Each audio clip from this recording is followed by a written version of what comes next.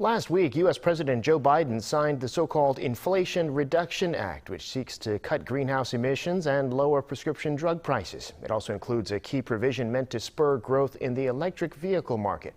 But this puts South Korean auto giants in a tight spot because people buying their electric vehicles are not going to be eligible for a tax cut. Rae-hyun tells us more. The Biden administration has taken what it says is a big step to tame inflation in the U.S. We're going to cut the deficit point out by another $300 billion with the Inflation Reduction Act over the next decade. We're cutting deficits to fight inflation by having the wealthy and big corporations finally begin to pay part of their fair share. One of the key provisions of this Inflation Reduction Act aims to make electric vehicles more mainstream. It will allow all buyers, even if they have a high income, to get a $7,500 tax credit for buying an EV. But to qualify, the car has to be assembled in North America. This one requirement alone has already disqualified dozens of EV models, including those from South Korea's biggest car makers, Hyundai and Kia. Adding to this, the act restricts the use of battery components or critical minerals derived from China, which has caused a major controversy.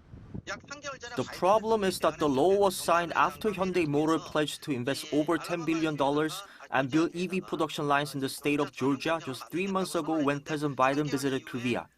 This law uses an America First kind of logic. Hyundai and Kia have no EV production lines in the U.S. Their EVs, the Ioniq 5 and the EV6, are made in Korea. On top of that, for EV battery components, South Korea relies on China to source over 70% of its materials. So how will South Korean EV makers be able to survive in the U.S. market?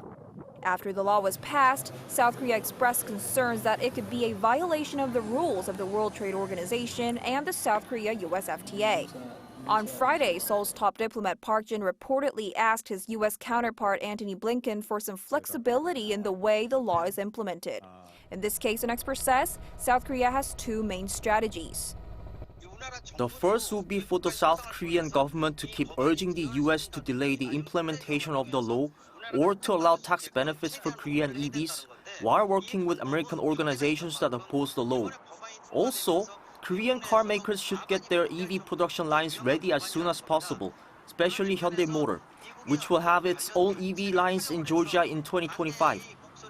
He added that Hyundai and Kia should consider at least temporarily converting their combustion engine production lines to produce EVs so that they can respond to this crisis without delay. Rae-hyun, Arirang News.